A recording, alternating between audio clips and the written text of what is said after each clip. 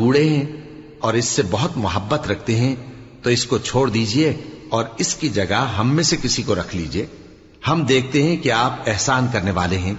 یوسف نے کہا کہ اللہ پناہ میں رکھے کہ جس شخص کے پاس ہم نے اپنی چیز پائی ہے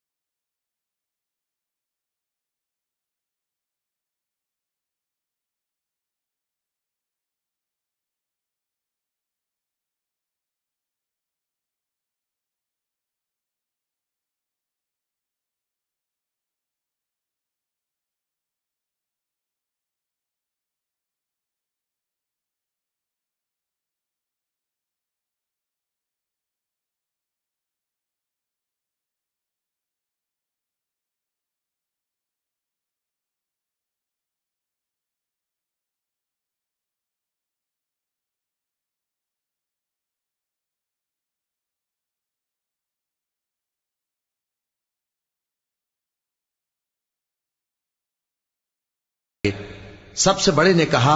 کیا تم نہیں جانتے کہ تمہارے والد نے تم سے اللہ کا عہد لیا ہے اور اس سے پہلے بھی تم یوسف کے بارے میں قصور کر چکے ہو، تو جب تک والد صاحب مجھے اجازت نہ دیں میں تو اس جگہ سے ہلنے کا نہیں، یا اللہ میرے لیے کوئی فیصلہ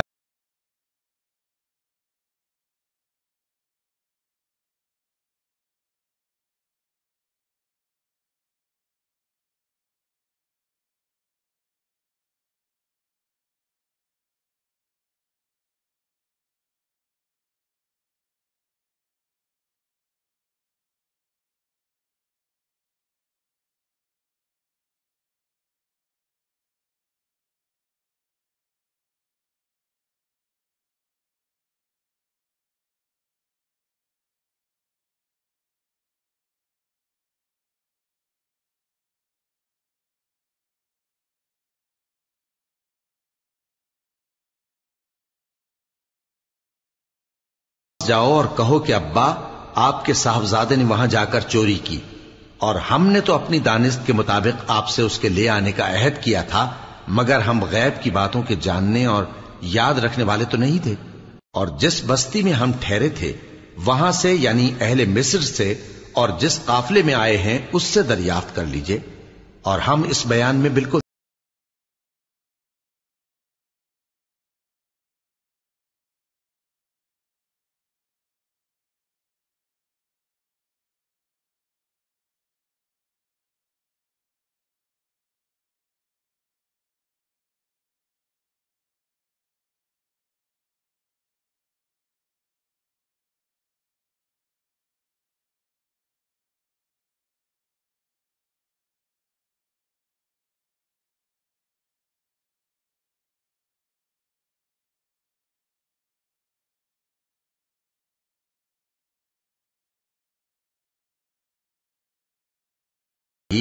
تو انہوں نے کہا کہ حقیقت یوں نہیں ہے،